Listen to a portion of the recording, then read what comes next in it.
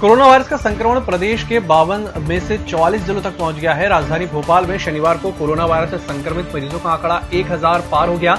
शनिवार को 45 नए मरीजों की पुष्टि हो जाने के बाद संख्या 1006 हो गई है। अब तक 633 कोरोना वायरस से संक्रमित मरीज स्वस्थ हो चुके हैं।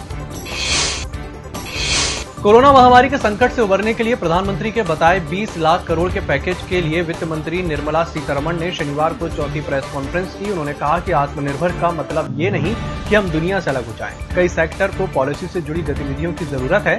वित्त मंत्री ने कहा कि कोयला, खनिज पदार्थ, रक्षा, विनिर्माण, एयरोस्पेस मैनेजमेंट, अंतरिक्ष और आणविक ऊर्जा जैसे क्षेत्रों में निवेश पर विशेष जोर रहेगा।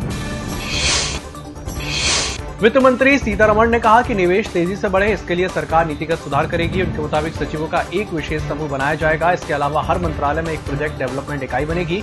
निवेश के लिए आकर्षक माहौल बनाने के पैमाने पर राज्यों की रैंकिंग भी होगी।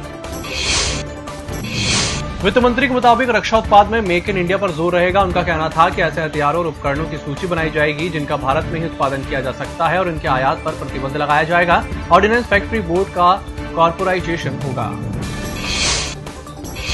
भारत में कोरोना वायरस के मरीजों का आंकड़ा 85,940 तक पहुंच चुका है। स्वास्थ्य मंत्रालय के मुताबिक बीते 24 घंटों में वायरस संक्रमण के 3,970 नए मामले दर्ज किए गए हैं। इस दौरान देश के अलग अलग हिस्सों से 103 मौतों की खबर भी आई है।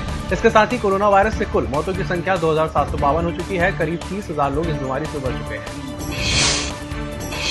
कांग्रेस नेता और सांसद राहुल गांधी ने केंद्र सरकार से आर्थिक पैकेज पर पुनर्विचार करने की मांग की है। वीडियो कॉन्फ्रेंसिंग के जरिए एक प्रेस वार्ता में उन्होंने कहा कि इस समय लॉकडाउन से सबसे बुरी तरह प्रभावित लोगों के खातों में सीधे पैसे भेजने की जरूरत है।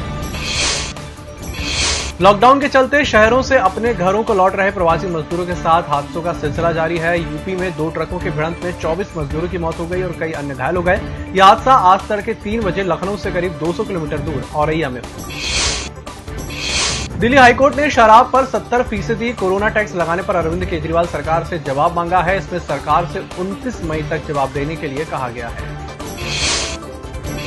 दुनिया में कोरोना वायरस से अब तक 46,40,339 लोग संक्रमित हो चुके हैं। 17,57,282 ठीक हो चुके हैं। मौतों का आंकड़ा 3,08,610 हो गया।